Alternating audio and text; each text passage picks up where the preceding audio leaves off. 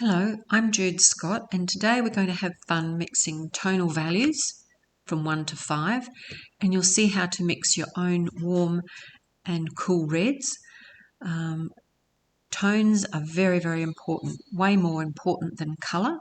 You can do a painting in monotone, but if you don't get the tones correct, it's very, very difficult to have a three-dimensional looking painting or figure or even in abstract. We use tone to bring things forward or make them recede into the background. And the same goes for colour. You can use warm colours to bring an object forward and cool colours to make the object recede.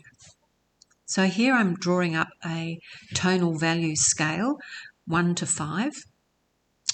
5 being on mine the darkest, and number 1 we leave as unpainted paper because you'll never get a lighter tone in watercolour than unpainted paper.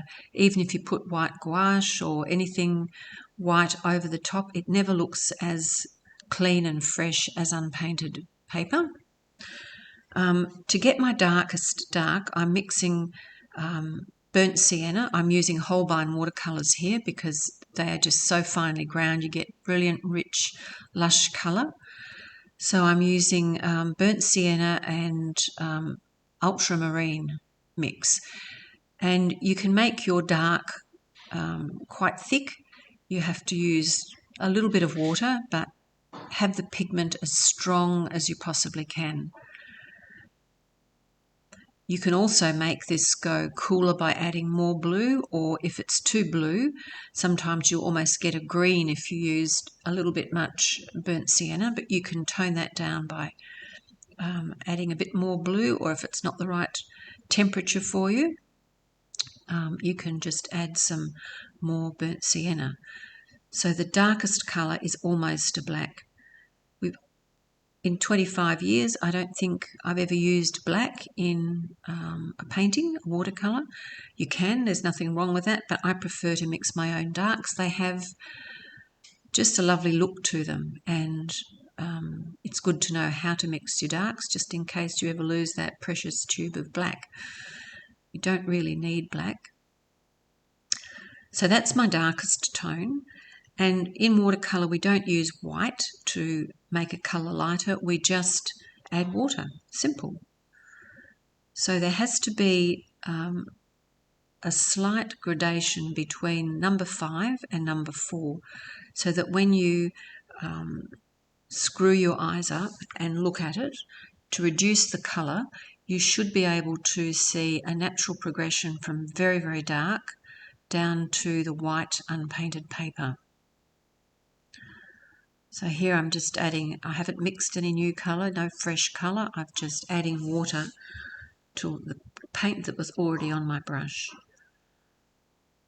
Now this light one here can be quite tricky because the last square is unpainted paper and we leave that as white. I'm just outlining it again there so that you can see. And you can see that there's a natural progression from white paper up to the very dark. My number 2, being the second lightest, could be a little bit lighter. So I've lifted some off there. Now here I've cut holes. I've just punched holes in every single tone. And this is really helpful because if you're thinking how light or dark is an object, for example, this ruler, if you place your tonal value scale over that and press down, screw your eyes up so that you can't see the colour. You can only see the tone. You'll see that it will match on one of those and it's actually the number 4. So that's how dark you'd have to mix your green to get the tone correct. On this wallet, it's actually a number 3, whereas maybe it's a number 2, halfway between. Whereas if you looked at that in isolation, you'd probably say it was a lot lighter. So use your hole punch, punch some holes, and the white unpainted square is also good because you can use that to isolate colour. And by isolate colour, I mean, no, that's all a bit too colourful. Let me find something that's not quite as bright. Okay, here's a brush. You'd say, yeah, that's got white bristled brush. Let's see, it's got a bit of pink in it. So if you put that hole over the brush, you can see that it's not actually white at all, and it's halfway between, yes, it matches those, so it's actually a number 2. The number 1's too dark, so the number 2 I think would be perfect to paint those bristles on that brush. So it's quite surprising, isn't it, when you think how light or dark something is. If you actually check it against a tonal value square, you can think, that's probably not what you thought you would be going to paint. So here we're going to do a colour. We're going to use red, and we're going to make the reds warmer, and we're going to make the reds cooler, so that if you haven't got in your paint box the exact red that you want, you can always mix your own. And as you can see from my palette, I've got a very limited palette. I don't have a great selection of colours. I tend to use these ones all the time. So I'm going to use Quinacridone Red. And while it looks like I'm writing back to front, I've actually flipped the video so that it looks like you're standing behind and watching the video. It makes it hopefully a bit easier. So I'm going to use Quinacridone Red as my base colour, and then I'm going to add Aureolin Yellow to make it lighter, to make it warmer, and I'll add some Ultramarine Blue to make it cooler, and you'll see how many beautiful colours you can mix just by adding your own pigments to that base, that one tone of red. I've only used 4 paints to do this whole video, and you'll see at the end of it how many beautiful colours you can produce just using those 4 colours. So this is my base Quinacridone Red, which video is not showing it quite as brilliantly as it actually is, but it's a brilliant, it's actually a cool red because it's got that blue tone in to start with. So I'm mixing up here some Aureolin Yellow, and these are all transparent colours, so you get that rich vibrancy when you have transparent colours. So into your red, just add a tiny amount, and I do mean a tiny amount of the yellow, the Aureolin Yellow, because we want to see a progression from the base colour as we mix just a little bit more every time of the yellow, getting warmer and warmer. So there we go. You can see that already that's getting a bit warmer. Just put a little bit more yellow in that. And then adding more yellow again, you can see, oops, I'm not doing well today. I'll just blot that section between the 2 colours away. Yeah, that's it, it's dry.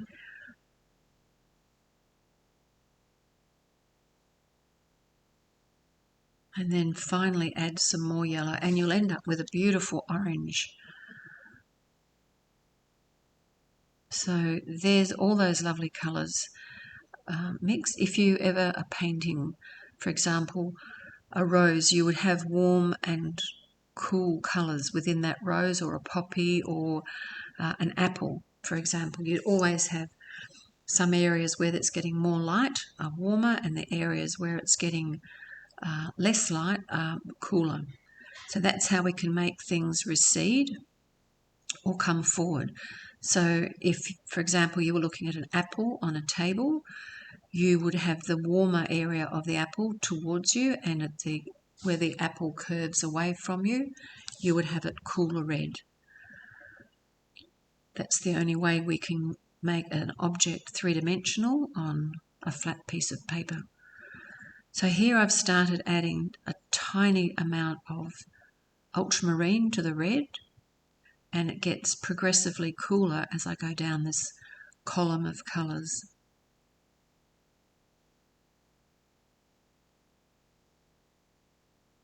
And you end up with beautiful wisteria type mauvey purples.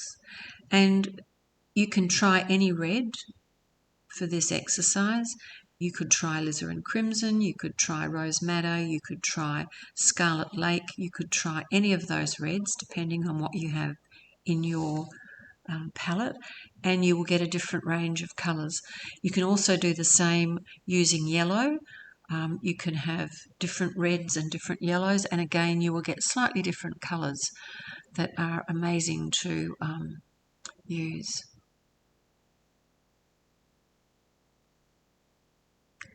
So I'm just going to now do another set of tonal value swatches. We're going to do light and dark in each warm and cool tone.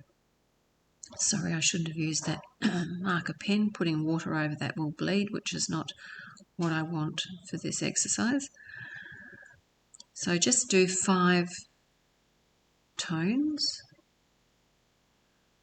5 boxes, 5 squares for our tones, each column. And later on I'll write under each colour and put a sample of the paint that I've used. Otherwise, if you don't do that, you can come back in a week or 6 weeks' time and think, I have got no idea what colour that was I did the demonstration in. And often too, it's a good thing to put down, sorry about the noise in the background, it's also good to write down the paper that you've used, because paper will give you also a very different look to the colour. Some papers absorb way more colour than others. Hot pressed paper, for example, will give you a much brighter colour than a very rough paper because the paint will sit right on top of the paper. You can add gum arabic to paper that's very rough if you want to keep your colours very bright, because the gum arabic is in all your watercolours. That's a binder, but it will help the paint to sit on top of the paper. So that's always a really interesting thing just to keep in mind when you're painting. I like to use, I use all papers. If I'm using hot pressed or the floral work, I always use hot pressed because it can be difficult to paint on, but I love the look of textures within textures in petals and leaves. So hot pressed for me works brilliantly for that, and I really enjoy painting on very rough paper for landscapes. Medium pressed is always good for most subjects, so it's just a personal preference really. So I'll start with a cool red. So this has got ultramarine mixed with my Quinacridone Red, and that is as dark as I can make it without adding indigo or any other colours. It's just a 2-colour tone. You could add more indigo if you wanted it super dark, that's fine. You could add Prussian blue. It's probably not the best choice, Prussian blue, because it's very, very staining and very, very bright. It's easy to put too much in. So then just come down the paper and add a bit more water. If it's a bit pale, just drop a little bit more of your master mix in. That one was just a bit pale. I think the next one could do with, yeah, a bit more pigment as well. And then this square here is always the tricky one because it's got to be halfway in tone, halfway between the white unpainted paper and the number 3 on the tonal value swatch. So I'm just lifting off the excess colour there that's formed a bit of a puddle. I could always put another layer over that, of course, if I wanted to. The block that I'm drying my brush on is actually a car wash chamois that they were selling in one of the shops here. Really, really great for adjusting the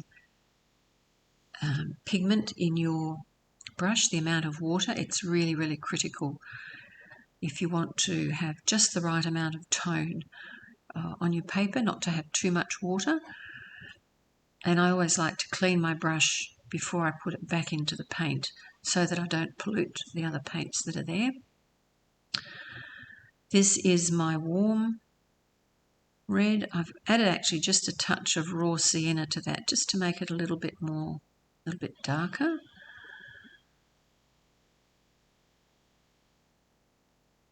Aureolin Yellow is not at all a dark colour. It's quite pale.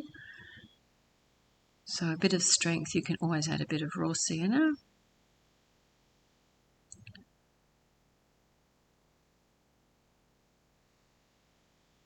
And you can see that that warm yellow is getting lighter and lighter, just like the warm, the warm red is getting lighter and lighter as it goes down the page. Now I'm just putting sample dots next to the paints that I've used, which is always a good thing to do, just to remind yourself of the paint that you've used. That's the Aureolin Yellow. Actually, I didn't use raw sienna there at all. It was Aureolin Yellow. And I'm just using now couple of dots of the Ultramarine. And I'll do the same under the tonal value scale. There's my Ultramarine and a little bit of the burnt sienna.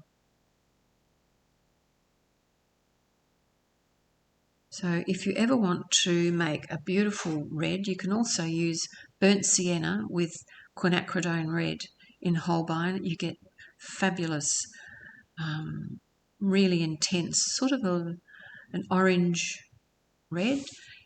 Great for rooftops. It's very similar to, I think it's called brown madder in some paint brands call it. Beautiful red. I think that's almost finished now. I'll post the image of the completed tonal values 1 to 5 and the column of warm and cool reds, and then the tonal values in warm red and tonal value in cool red. I hope that has inspired you a bit to try some tonal swatches and be aware of the tones. That's so important.